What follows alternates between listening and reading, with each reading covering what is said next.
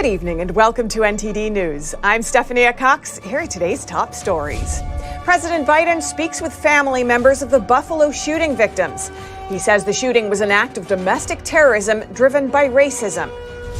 Republican politicians have called on the New York governor and legislature to bring back the death penalty, but a criminal expert questions their motives. The 2022 primaries are underway in 5 states. Former President Trump's influence in the GOP will be tested. What are some of the top races? The first open hearing on UFOs in more than 50 years. What did the top Pentagon officials say and not say to the American public? And how does it relate to our national security? And Chicago Mayor Lori Lightfoot is ending her policy of only giving interviews with reporters of color. She came up with the policy a year ago, but is backing down after a lawsuit over racial discrimination.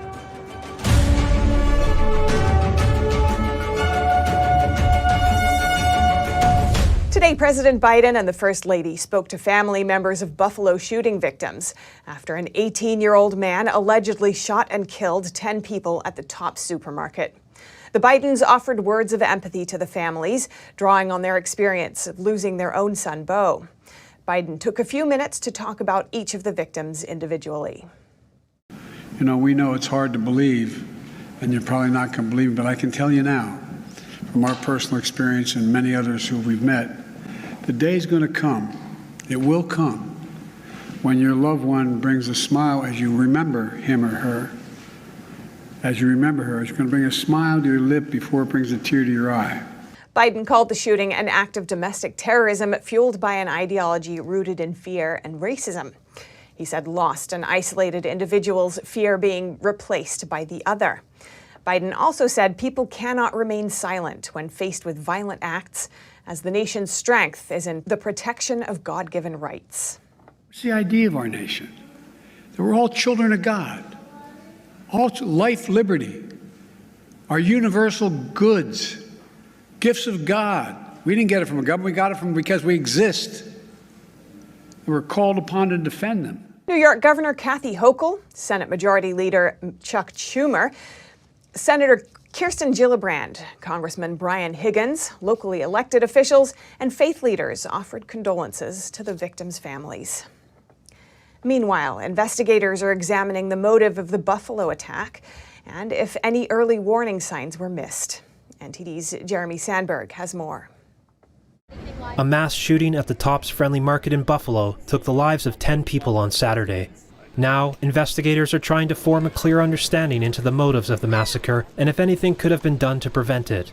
Among the victims killed were 62-year-old Geraldine Talley and 65-year-old grandmother Celestine Cheney. Authorities say the 18-year-old suspect, Peyton Gendron, was carrying out an act of racially motivated violent extremism. 11 of the 13 victims were black. Last June, police detained the teenager after a school shooting threat was made.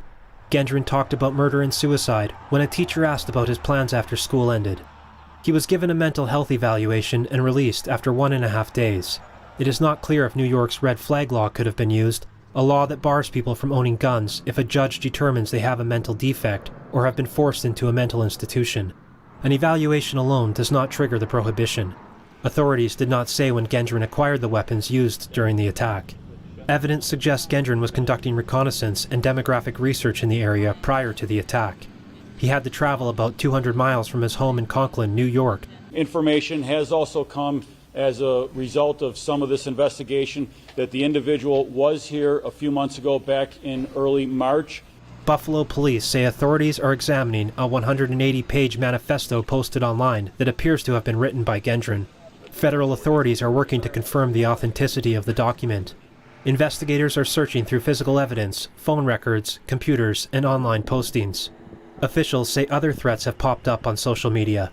The federal investigation is continuing. We're working again jointly with our state and local law enforcement partners regarding the threats that have been going around on the internet.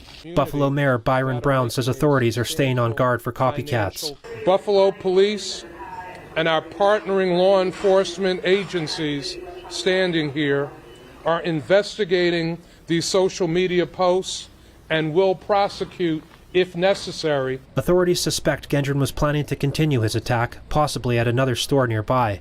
Gendron has pleaded not guilty to a murder charge and is under suicide watch in jail. Jeremy Sandberg, NTD News. Two Republican candidates for governor called for a return to the death penalty in New York following the mass shooting in Buffalo. NTD's Arlene Richards explores what would have to be done to reinstate the death penalty and whether the man charged with the shooting could end up on death row. For weeks, New York has been experiencing a spate of gun violence that has resulted in the deaths of innocent people. And members of the Republican Party are getting fed up. After the recent mass shooting in Buffalo, U.S. Representative Lee Zeldin, a New York gubernatorial candidate, tweeted that Governor Kathy Hochul should bring back the death penalty. Another GOP candidate for New York Governor, Andrew Giuliani, tweeted, "The death penalty should be on the table." Former New York Assistant DA Mark Ruskin said the tweets could be a way to garner political position. When there's a particularly heinous crime that occurs, a facile response is to call for more stringent penalties or for the death penalty. What has to be done in order to bring the death penalty back to New York? What the governor can do is propose legislation which would then be voted upon by the legislature in New York State, and they would have the power to actually enact the legislation.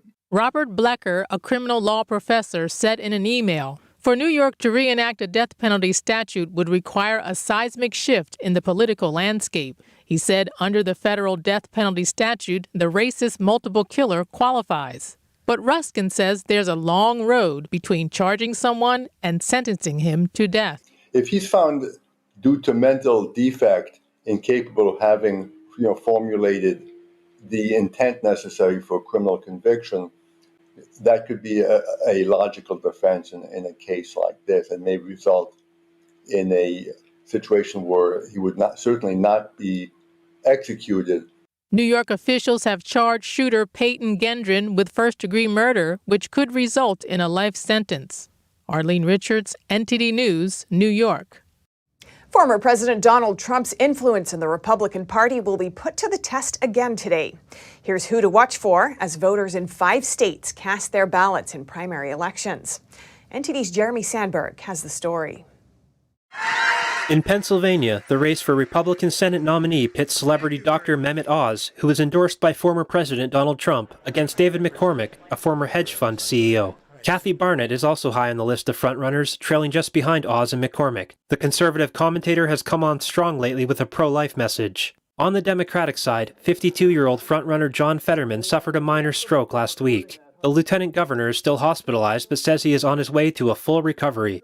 In the gubernatorial race, Democratic Governor Tom Wolf is unable to run again due to term limit laws. In a packed Republican field, leading the polls is Trump-endorsed State Senator Doug Mastriano.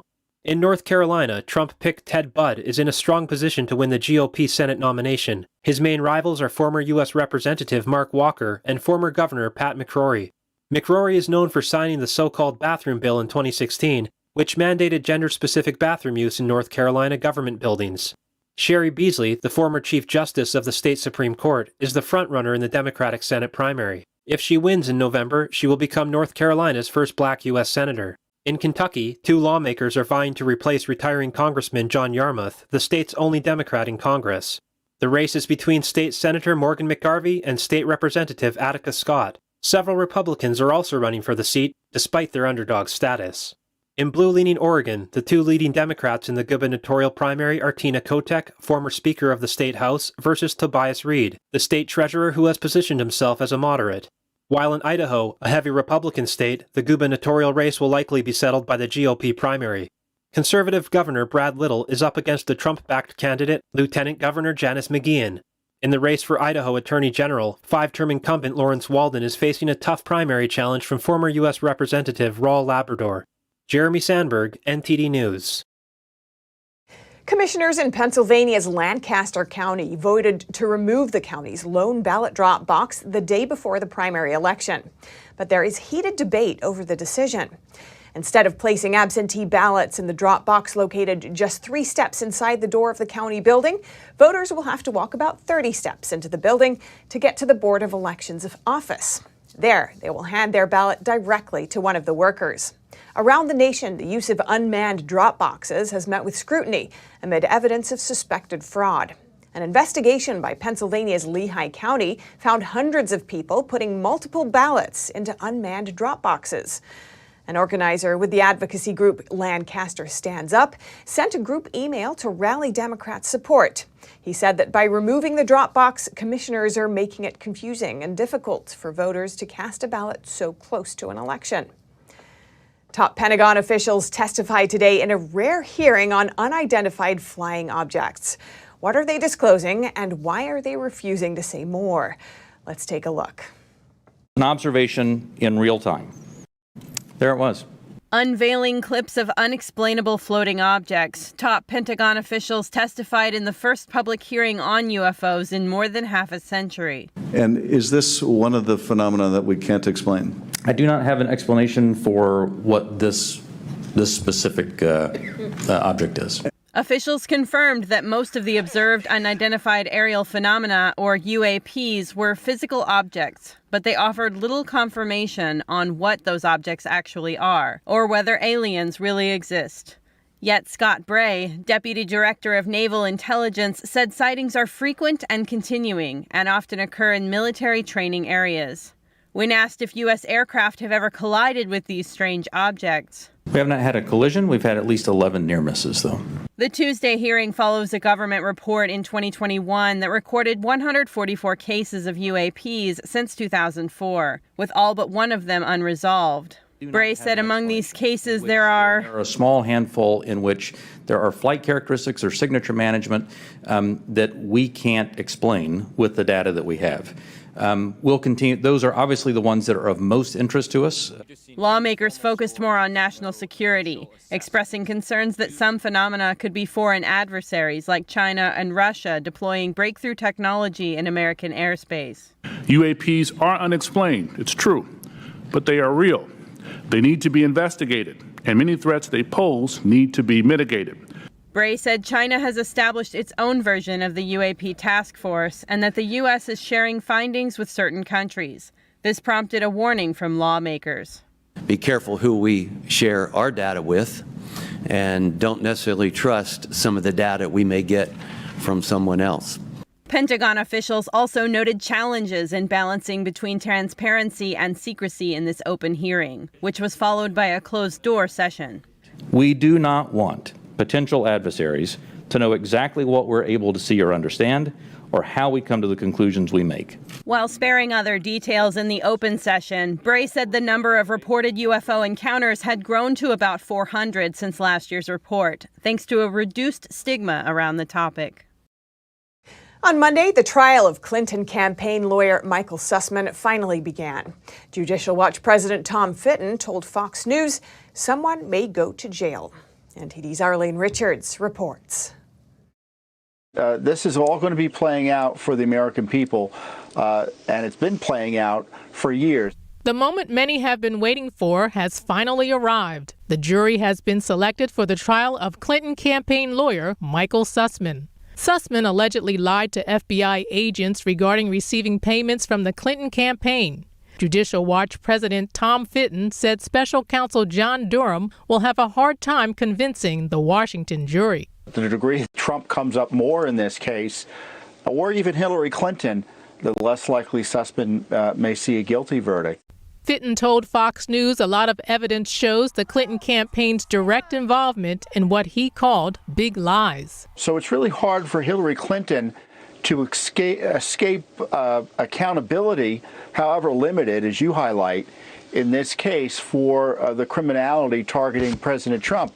He noted that the Clinton campaign and others all fought to keep records about Sussman's actions from getting into the court's hands, but said some information may come out anyway.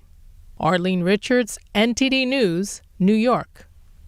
The Senate voted to advance a $40 billion military aid package to Ukraine. This is despite objections from Senator Rand Paul and his request for oversight on how the money is spent. The vote included solid support from both parties. The bill now awaits a final vote in the Senate, which may come as early as May 18th. In comments on the Senate floor, Majority Leader Chuck Schumer decried Paul's effort last week to block the legislation. Paul said, "We cannot save Ukraine by dooming the U.S. economy." He noted how much gas, energy, and food prices have all risen. Paul was successful in temporarily halting the bill, but Senate Minority Leader Mitch McConnell promised Ukrainian leaders during a weekend visit to Kyiv that the bill would still pass. After a period of stalling, the $40 billion bill is expected to head to Biden's desk by the end of the week. The U.S. Air Force scores a win over the weekend with a successful test of its hypersonic missile. This comes 1 month after officials confirmed the program had numerous delays because of flight test anomalies.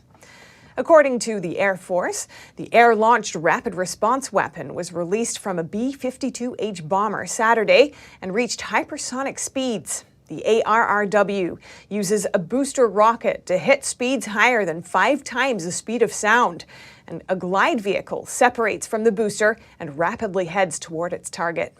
Pentagon officials placed high focus on hypersonic weapons after some lawmakers expressed concern that China's and Russia's programs were showing success in this area. Chicago Mayor Lori Lightfoot is dropping a policy she rolled out a year ago where she would only give interviews with reporters of color. This comes after a lawsuit from the Daily Caller News Foundation.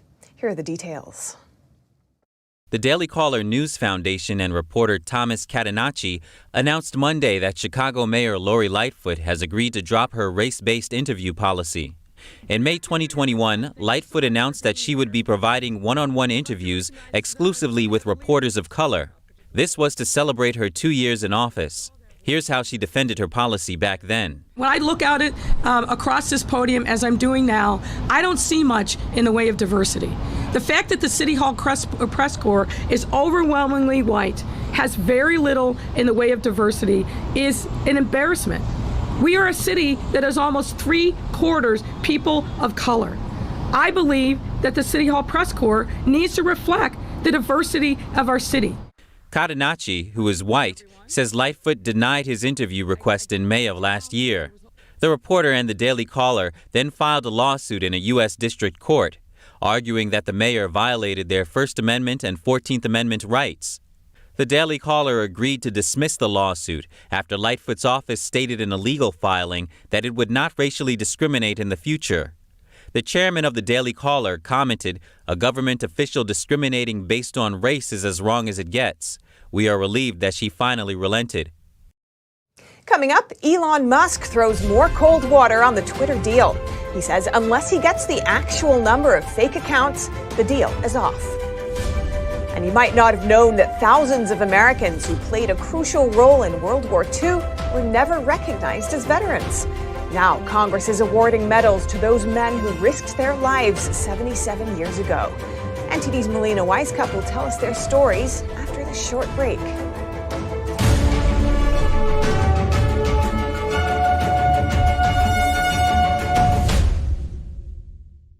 When you look at TV networks in America, a soundbite and fight-it-out culture prevails on news and commentary programs. As a Canadian, I'm fascinated with America, and I wanted to offer American thought leaders an opportunity to share their thoughts in a deep dive format, where we can explore their ideas together.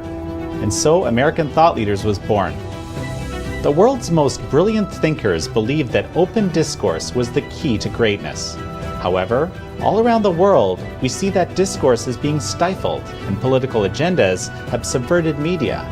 The Epoch Times launched its Global Thought Leaders program to bring back this great tradition of free thought.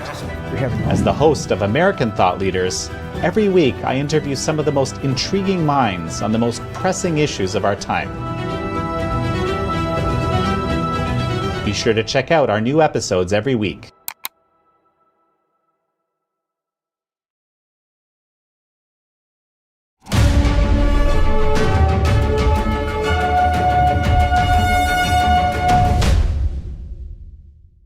The biggest subway system in the world is short of riders. Subway ridership in New York City is way down. So the mayor is encouraging everyone, including CEOs and executives, to take the train. NTD's Phil Zoe has more.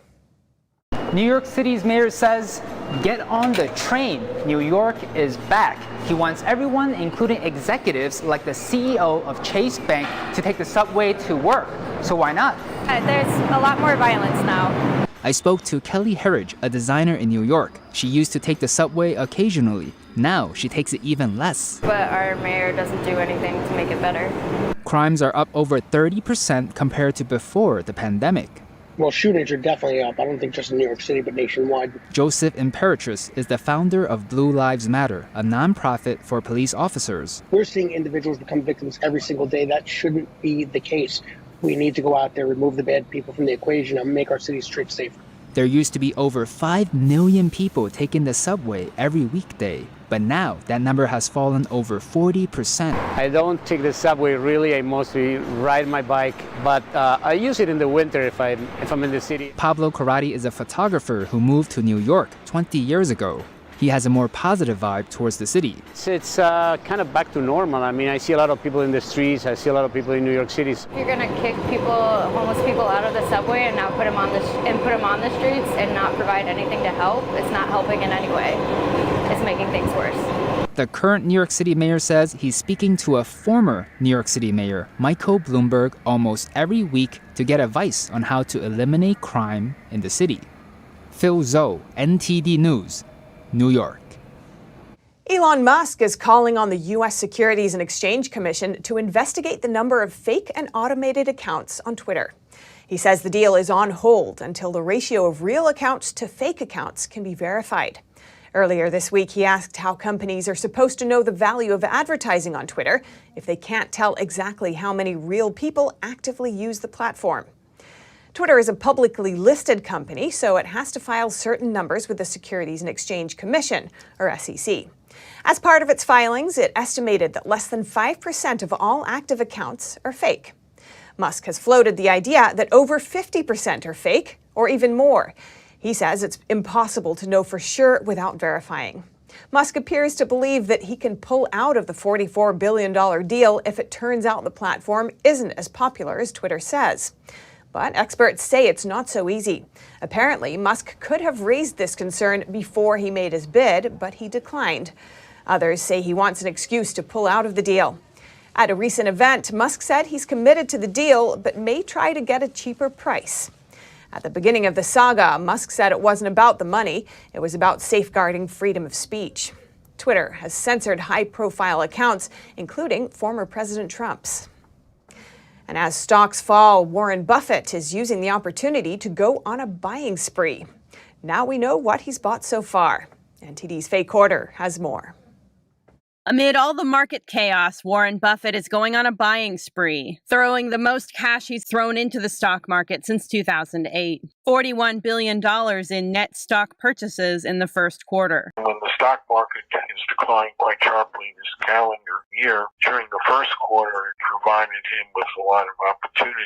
David Cass is a Berkshire Hathaway investor. Cass believes Buffett is optimistic about the economy, despite the pessimism everywhere. Investors got to see what Buffett bought and what he sold in the Form 13F Berkshire Hathaway filed on Monday. Berkshire continued buying shares of Apple, which is by far its biggest holding. Berkshire brought its stake in video game developer Activision Blizzard to 8.2%, bought more of Ally Financial, and boosted investments in oil companies Occidental and Chevron. Both those stocks are up triple digits in the last 2 years, so he's not buying low with those stocks. George C. is the chairman of Annandale Capital, as well as a Berkshire investor who's met Warren Buffett himself. C. says this is a momentum play, which Buffett almost never does. He thinks commodity prices are going to stay high for a very long time, and that these are not cyclical plays for him right now. They're multi-year plays because he thinks that these companies are going to buy back a lot of stock and pay a lot of money in dividends. Buffett also dumped Wells Fargo, which he'd owned since 1989, for Citigroup, a new purchase. Buying Citigroup is very surprising to me because that's been a poorly run bank for a very, very long time. And I think that is a pure Buffett value play. He's looking at it, trading at a discount to book value and saying, eventually I'll be right. Buffett also exited biotech firm AbbVie and pharmaceutical company Bristol Myers Squibb. He decreased holdings in Verizon, Royalty Pharma, and Kroger. Notable increases include General Motors, Floor & Decor Holdings, Inc., and furniture company RH. Faye Corder, NTD News. You might not have heard of the term merchant mariner. These were men who met face-to-face with danger during World War II and were killed at a higher rate than any other military branch. But unfortunately, it took 77 years to garner congressional recognition for their crucial role in the war. NTD's Melina Wisecup got the chance to speak with some of these brave men today. Here are their stories. This small group of men is only a fraction of the hundreds of thousands who served as merchant marines in World War II, a crucial role that was often misunderstood. We were the suppliers for the military. Without us, they would not have been able to completely win the war the way they did. We were the people who were the backbone of the military. Charles is 101 years old this year, the eldest among the group. Most of them are around 90 years old. The men here today tell me they're blessed to have made it to the final victory and to lay eyes on this World War II memorial. And so what you really see is the divisions of all the places we served on 5 continents. That we finally did it. But they cherish and remember those, the more than 9,500 who didn't make it. And these men served in the most dangerous branch with the highest casualty rate of any branch during that war.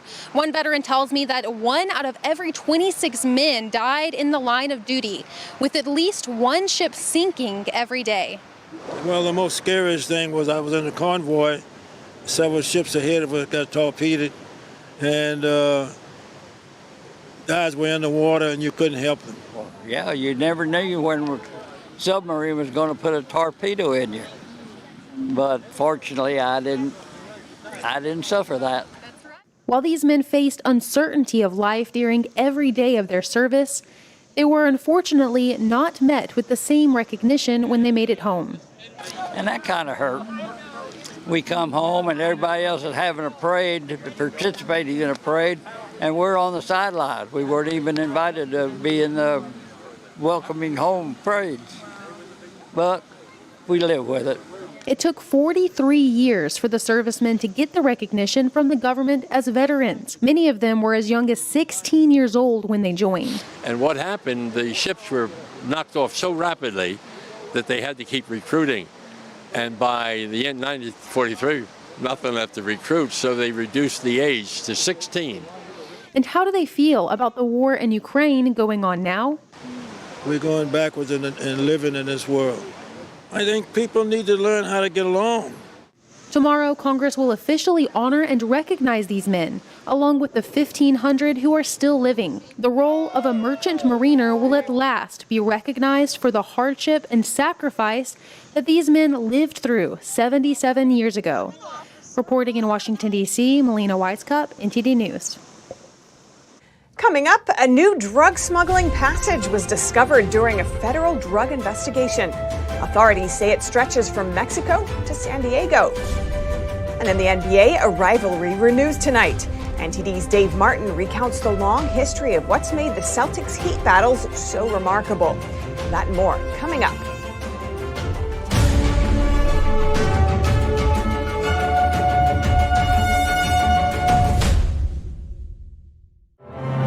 See China before communism.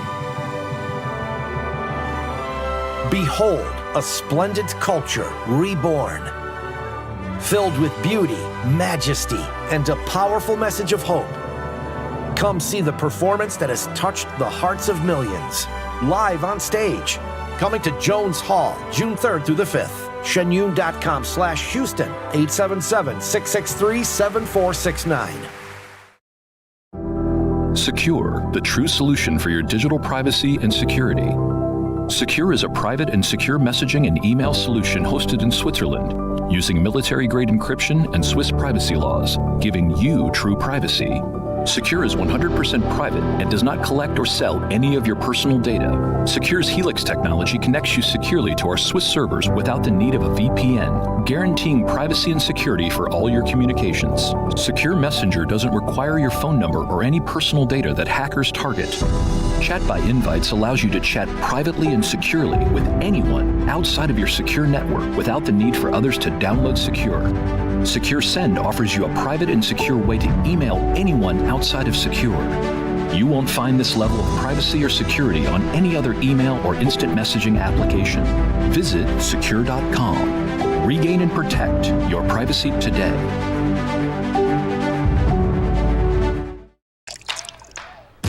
You're not going to get it all right. Just make sure you nail the big stuff. Mama! Like making sure your kids are in the right seat for their age and size. Get it right at nhtsa.gov/the right seat.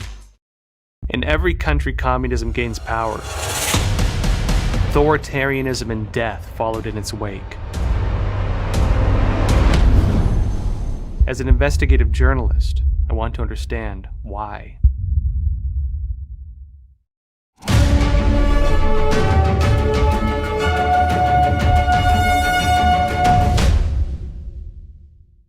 U.S. authorities on Monday announced the discovery of an underground smuggling tunnel through Mexico's border into San Diego. Authorities seized nearly 1 ton of drugs related to the tunnel, while the owner of the house on the Mexican side said he had no idea it existed. NTD's David Lamb has the story. You stay on the rails, it's okay. Investigators discovered the tunnel last week about half a mile from the Otay Mesa border, crossing between San Diego and Tijuana. More than a dozen other tunnels have been discovered in the past 2 decades in the same area. The passage was discovered on Friday and ran 1/3 of a mile to Tijuana. It was 4 feet in diameter and about 6 stories deep. After staking out at a home that had recently been used as a drug stash house, agents began making traffic stops of vehicles that had been there or at a warehouse near the border, turning up boxes full of cocaine. They raided the properties, finding no other drugs at the San Diego warehouse, but a tunnel opening carved into the cement floor. At the other end of the tunnel in Tijuana, the owner of the property told Reuters he didn't know it existed. I came back from a stroll and now they aren't letting me into my house. What happened? I wasn't aware of what was going on in my house. It was all very hidden. There are 2 houses. Jimenez said he hadn't heard any noises from the tunnels. Nothing. That's why I find it very strange that in 12 years I've never seen any suspicious movement. Nothing. Like many such tunnels, it had reinforced walls, electricity, ventilation, and a rail system. Agents seized more than 1,700 pounds of cocaine, 165 pounds of meth, and 3.5 pounds of heroin from the vehicles and the residents, and they arrested 6 people on federal drug conspiracy charges. All are Southern California residents. Authorities did not link the latest tunnel to any specific cartels or say how long the passage had been operating, but the Department of Homeland Security is investigating the tunnel. David Lamb, NTD News, California. A California district attorney rebuked a judge's order of giving a minimum sentence to a criminal who killed a cop. The DA said that the laws in the state have eroded accountability for violent crimes. We hear more from NTD's David Lamb. Last week, a Sacramento Superior Court judge sentenced 22-year-old Juan Carlos Vasquez Orozco to 15 years in prison for shooting and killing an El Dorado County Sheriff's deputy. Orozco received the minimum sentence after Judge Sharon Lueras struck all of the charges involving gun usage. In response, the El Dorado County District Attorney Vern Pearson wrote that this is the fault of state laws that allow judges discretion to strike enhancements from sentencing decisions. Pearson pointed out that law, Senate Bill 620, in a 3-page statement. He wrote, "It was a rare use of discretion, especially considering the fact that one peace officer was murdered and another was wounded, both by gunfire. While prosecuting the case, Pearson sought the maximum sentence of 40 years to life." His comments on the ruling follow Orozco shooting and killing Sheriff's Deputy Brian Ishmael in October 2019. Deputies responded to a marijuana grow operation where Orozco was both living and working. Orozco ambushed and killed Ishmael before being arrested. Pearson wrote he was very disappointed by the judge's decision. The sale of a Los Angeles baseball stadium, which was meant to be sold to create affordable housing, is now delayed. The reason? The FBI started a corruption probe into the mayor of the city where the stadium sits. NTD's Eileen Ang has the details. California Attorney General Rob Bonta announced that the Angels Stadium sale in Anaheim will be delayed for 60 days. The announcement comes as the FBI is investigating Anaheim Mayor Harry Sidhu for public corruption allegations. According to FBI agent Brian Adkins in an affidavit, the FBI learned that the city of Anaheim was tightly controlled by a small cadre of individuals, to include Sidhu, a particular member of the Anaheim Chamber of Commerce, and others. The investigation dates back to 2018. Through the cooperation of a witness and a chamber employee, the FBI learned that Sidhu was involved with fraud and other crimes. Sidhu shared privileged and confidential information with the Angels during stadium sale negotiations, actively concealed the same from grand jury inquiry, and expects to receive campaign contributions as a result. He also attempted to obstruct an Orange County grand jury inquiry into the Angel Stadium deal. Adkins believes Sidhu's motives for his actions are to maintain his reputation in Anaheim and ensure his re-election in November 2022. And now for your sports news, here's NTD's Dave Martin with today's top stories. Thank you, Steph. The Eastern Conference Finals start tonight with Miami hosting Boston in what has become a long-running NBA rivalry. It all goes back to current Heat president Pat Riley's time coaching the Lakers in the 1980s. That's when he coached against former Celtics player and president Danny Ainge in 3 heated NBA Finals clashes.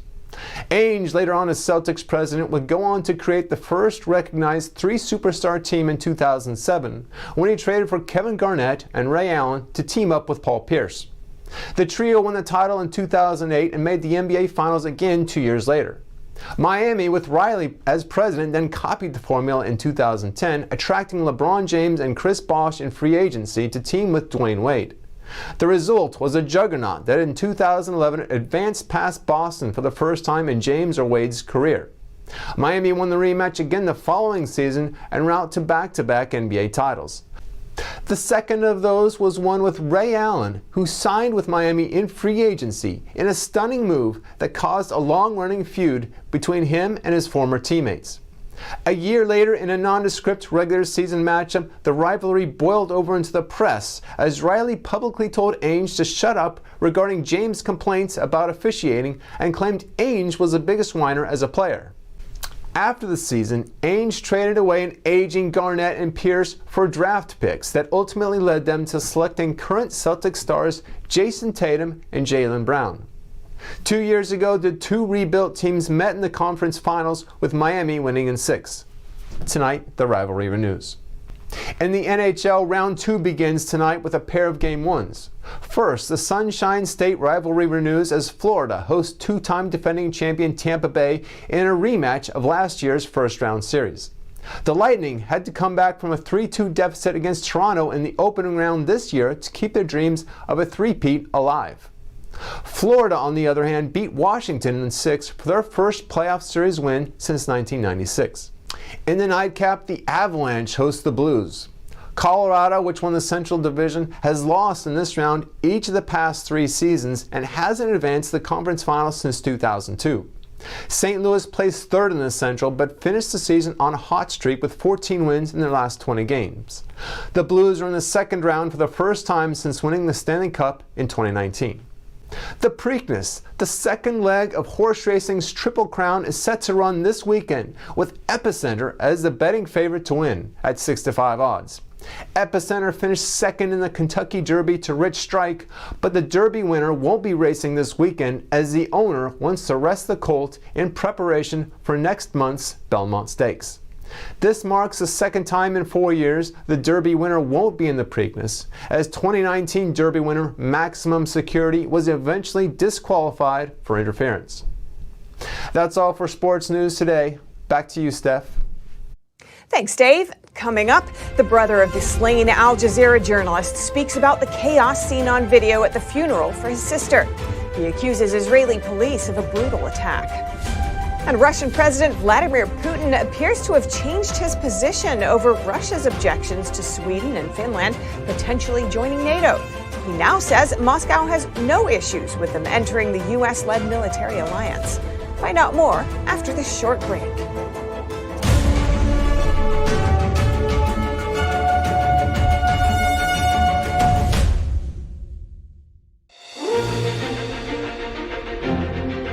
NTD's Capitol Report. It's about getting answers, cutting through the fog of politics. It's about your questions and our chances to ask. What is the net impact of the American incarceration? Graves, thank you for joining us. We're speaking to those in power to find out what does this mean for the people.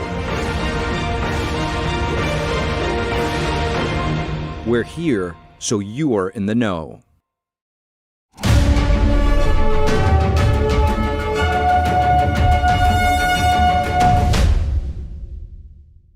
The brother of the slain Al Jazeera journalist Shireen Abu Akleh spoke about the chaos seen on video at his sister's funeral. He accuses Israeli police of a brutal attack. The police, we saw on the videos how they acted brutally against pallbearers, carrying the casket with the batons, beating them, smashing the hearse. This was unacceptable, unjustifiable. The Israeli Minister of Public Security told CNN that police acted to allow the funeral procession to go smoothly, along with an understanding of how sensitive and complex the event was. He said that participants at the funeral caused severe violent events to break out that made the situation worse. In footage, police are seen clashing with a group carrying the casket, but police say the casket was not supposed to be transported by hand. They say it was supposed to be loaded into a hearse. According to a Times of Israel report, police say the casket was marched by hand at the hospital against the family's wishes. Palestinian and Israeli authorities are separately investigating the journalist's death. Ukraine's military ceded control of the strategic port city of Mariupol to Russia today. It announced it was working to evacuate all remaining troops from their last stronghold in the Azovstal steel plant. In his address, Ukrainian President Volodymyr Zelensky stressed the importance of saving lives. We hope we'll be able to save the lives of our guys. There are severely wounded ones among them. They're being given care. I want to stress that Ukraine needs Ukrainian heroes alive. That's our principle. Reuters saw at least 5 buses arrive in the Russian-controlled city of Novoazovsk to the east of Mariupol late on Monday. The buses were seen marked with the Russian pro-war symbol Z. They arrived with heavily wounded Ukrainian troops from Azovstal. Ukraine's military said in a statement it had ordered its commanders at the Steelworks to save the lives of the defenders, saying, quote, "The Mariupol garrison has fulfilled its combat mission." 53 heavily wounded defenders were sent to Novoazovsk, while some 200 others were taken to another town north of Mariupol, said Ukraine's Deputy Defense Minister Anna Malya. She confirmed the evacuations were part of a potential prisoner exchange with Moscow. The evacuations likely mark the end of the longest and bloodiest battle of Russia's war in Ukraine and a significant defeat for Ukraine. Mariupol is now in ruins after a Russian siege that Ukraine says killed tens of thousands of people in the city. Since Russia launched what it calls a special military operation in February, the port city's devastation has become a symbol both of Ukraine's resistance and of Russia's willingness to devastate Ukrainian cities that hold out. President Vladimir Putin appears to have changed his position over Russia's objections to Sweden and Finland joining NATO. He said Moscow has no issues with them entering the U.S.-led military alliance. I want to inform you, dear colleagues, that Russia has no problem with those states. It hasn't. So in this regard, expansion by the addition of those countries poses no direct threat for us. But the expansion of military infrastructure into this territory would certainly provoke our response. What that will be, we will see what threats are created for us. The comments appeared to mark a major shift in rhetoric.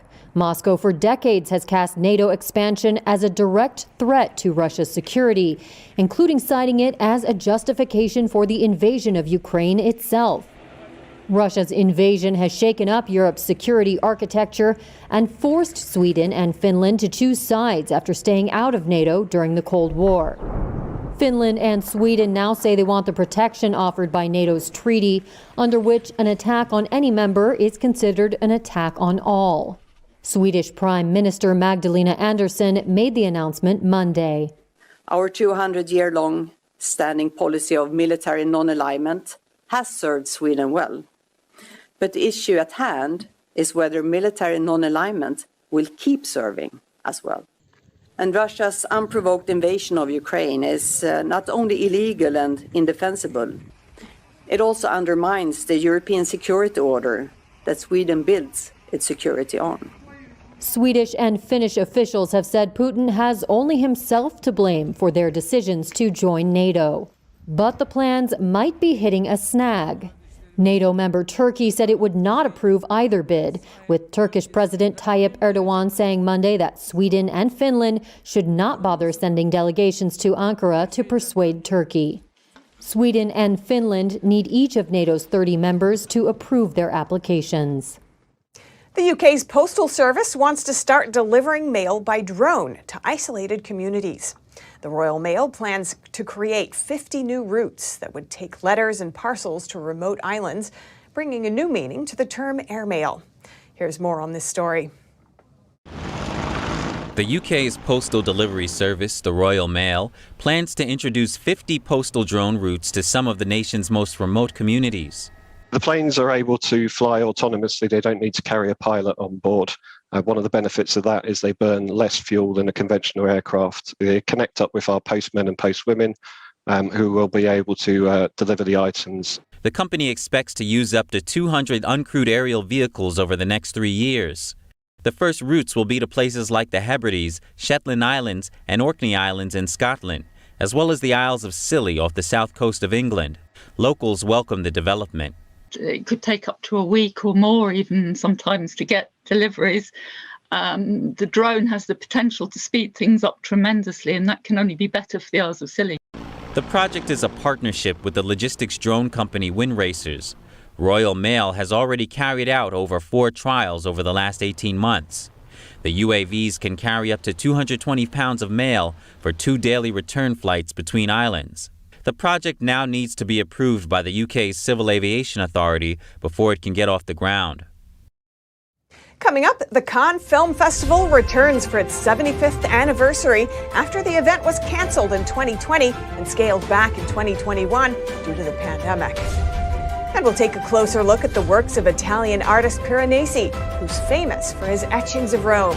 2 national libraries in France are showcasing his masterpieces. Find out more in just a moment here on NTD News.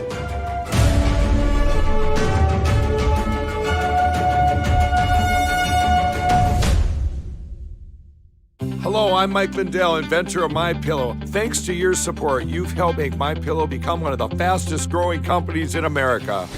Over the last 12 years, you've helped MyPillow create thousands of jobs right here in the USA. When I got MyPillow, I'm asleep almost immediately. I stay asleep at night and I wake up more well-rested in the morning. That's why I invented MyPillow. My patented fill adjusts to your exact individual needs and helps keep your neck supported and aligned. I'm interrupting this commercial to bring you my BOGO extravaganza. For example, you get one of my Giza Dream bed sheets and you get a second set absolutely free. Or my 6-piece towel sets. Buy one set, get another one absolutely free. Or get my classic premium MyPillow and get another one absolutely free. So call the number on your screen or go to mypillow.com and use your promo code to get my buy one, get one free offers and get deep discounts on all MyPillow products.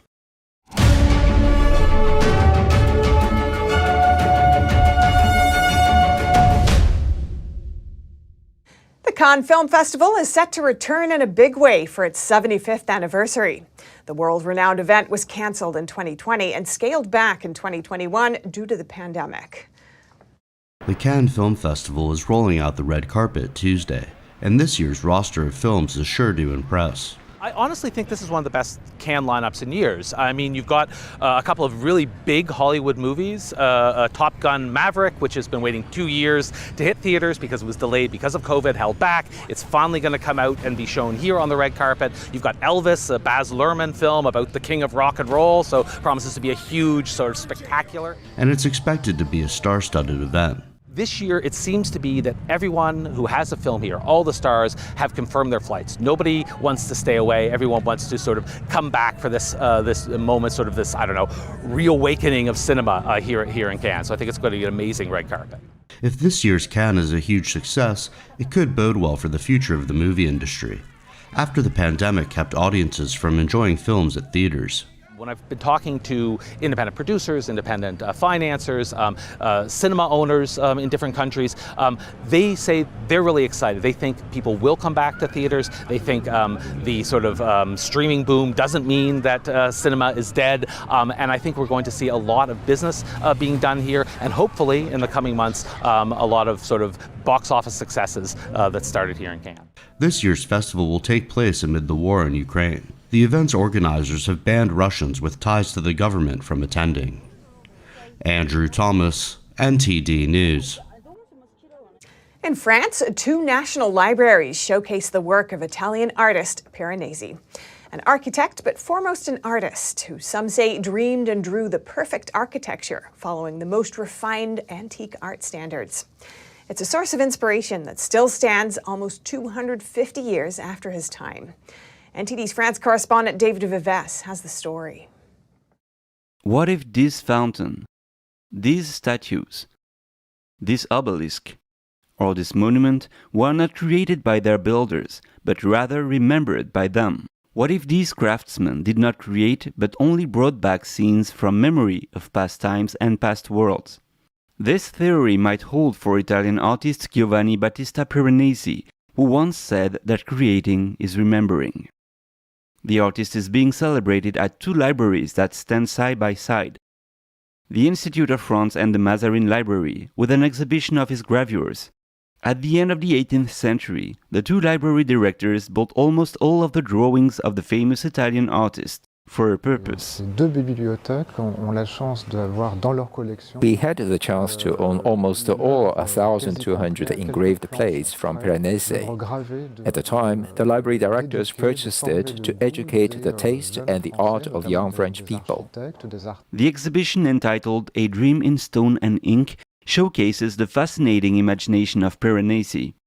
He was one of the creators of the neoclassicism movement, and though he did not build many buildings, he was known for his gravure printing, showing a preference for immense buildings and refined decor, including sculptures.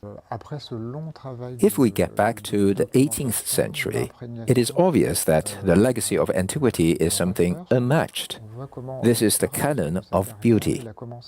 After much research, we see that throughout his career, Piranesi accumulated a knowledge that is the heritage of ancient civilization, and he created a repertoire from it. The Italian Renaissance saw artists going back to painting or sculpting divine and mythological figures. But artists in other time periods followed the same path. Piranesi started his research on a treatise on architecture by Marco Vitruvio Polion, a Roman architect who is said to be the reference point for all architects of the classical movement. Vitruvio wrote that the building needs to showcase 3 virtues: strength, utility, and beauty, and use a divine proportion. Ancient Rome architecture is like a canon. This is altogether reference to Vitruvio's treatise. This is like the grammar of architecture, something that has to be applied to find the correct proportion, something you teach as the recipe of good taste that young architects had to learn. Ancient buildings also bear a mysterious aura, as in the 7 wonders of the world. Librarian Olivier Thomas says Piranesi's work brings back a nobility to architecture. Here you have a section of the 3rd volume of the Roman Antiquities published in 1760. It is an imaginary view of the Appian Way in a perspective that Piranesi particularly likes, adding many elements of antiquity, inventions such as obelisks. We see the taste for grandeur, for immensity. Archaeologist and artist Piranesi has inspired many architects across Europe, and we can see traces of his art everywhere.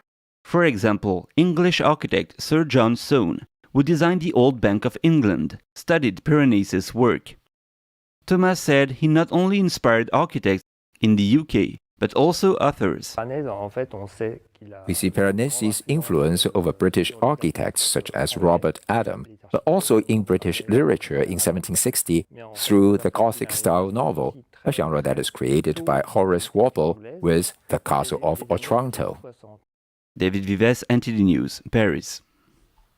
And that's all for today's news. Thanks for tuning in. I'm Stephanie Cox.